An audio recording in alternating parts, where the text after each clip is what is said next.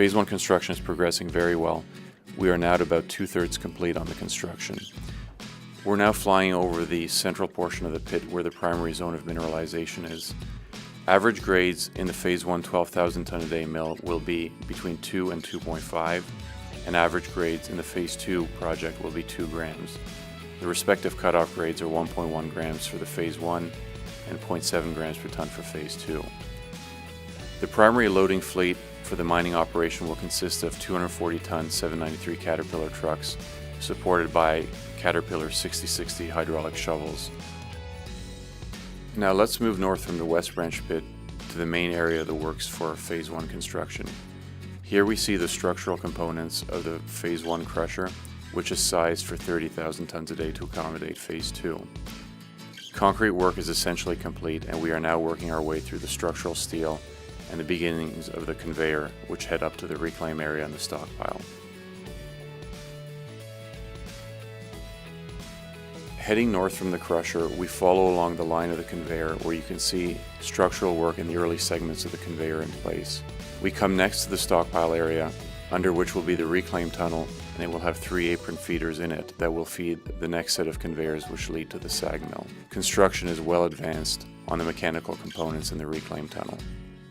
Next, heading further north, we come upon the sag mill, which is the centerpiece of the Phase 1 expansion. It is a 26 megawatt, 38-foot diameter unit and is sized ultimately for a capacity of 30,000 tons a day.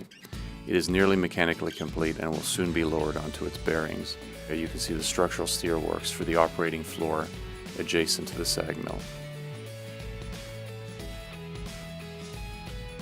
Part of the Phase 1 scope is an extensive set of retrofitting and refurbishment in the existing plant. This is perhaps the most complex portion of the Phase 1 project, where we are working side by side with an operating plant. The major components include 2 new cyclones adjacent to the 2 existing ball mills.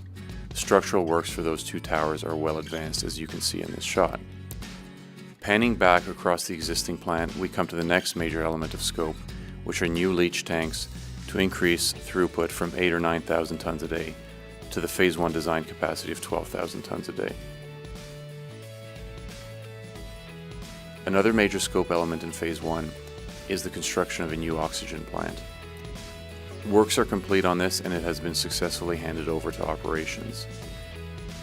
Demolition of the old oxygen plant has begun, and it will be the site of the new elution circuit for the Phase 1 expansion.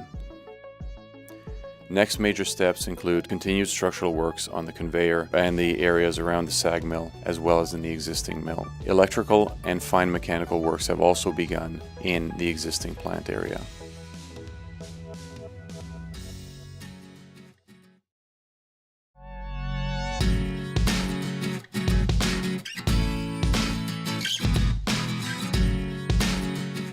Now let's take a pass through the Phase 2 scope of works as we fly through this 3D animation. We come in over Phase 1, the sag mill and the conveyor and the operating floor, and a reminder that that has been sized to 30,000 tons a day. Over on the right, the new scope elements for Phase 2, a 27-foot diameter gearless motor drive ball mill, 20 megawatts, the cyclone tower and the gravity circuit, the pre-leach thickener here in the foreground, and behind it the new 30,000 ton a day tank train. Passing along the tank train, we see the refinery, the new elution circuit, the carbon regeneration facility, the safety screens, and finally the tailings thickener. Finally, as we pull away from the site, we can see the complete scope of works for both Phase 1 and Phase 2, from the crusher in the foreground through to the stockpile area, the sag mill, moving towards the right, the new ball mill, the new tank train, and the new tailings thickener. Total capital expenditures for Phase 2 are forecast at $590 million, which is a $30 million improvement versus the estimate in the PFS.